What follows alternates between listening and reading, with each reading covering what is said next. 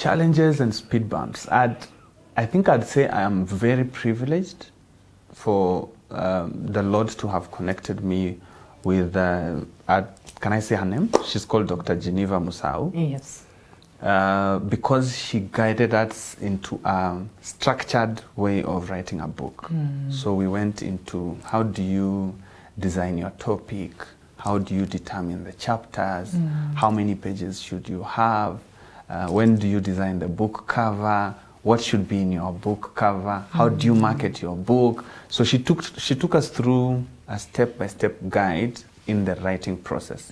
And because we were a group of people, we were peer influencers. We were challenging one another. So every week you'd share, we would meet on a call. Remember it was during the COVID time, so it was a virtual call. And we would share progress of how much you have, how much ground you have covered. And so every time you meet, you would be so much challenged. Sometimes, of course, you'd have the writer's block, and the whole week you wrote nothing. And you go into the meeting, and your colleagues highlight the way they have made progress, and you feel challenged, and you try, they'd share probably, I also experienced the same writer's block, and this is how I overcame it. And so we were encouraging one another. So there was, of course, writer's block, where you have determined this is how I wanted the chapter to talk about.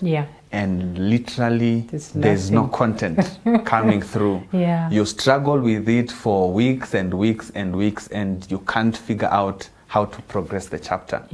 But ultimately things came together. Of course, that is something that you have to deliberately work towards. Probably find more articles that expound on the topic you want to address, or talk to someone who you think can give you insights onto that topic, until you begin to get ideas on how to expound on the chapter. So that's one of the challenges that I had encountered. The other one is the designer I worked with.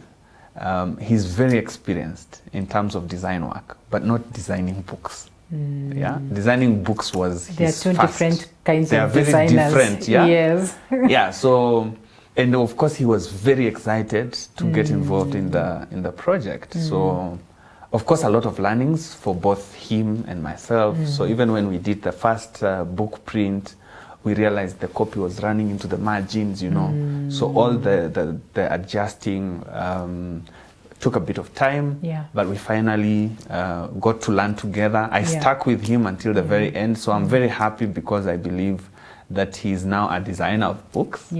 And we learned together through the journey. So that's the other challenge that I had encountered. There's the aspect of balancing family demands and the writing. So that requires for you to figure out what time am I going to be writing my book?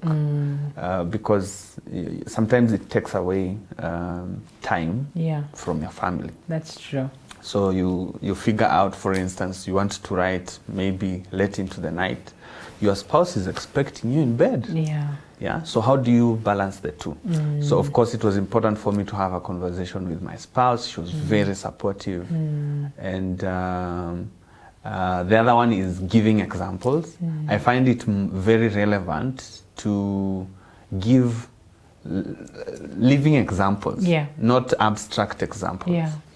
And so you'll see in my book, I've used stories, for instance, from my children. So I had to have a conversation with my children and my wife to allow me to use our collective knowledge, to share with others. So that is one of the things that also we had to overcome. Of course, there is the aspect of financing the book, but I thank God because He came through and provided, and I was able to put the book together.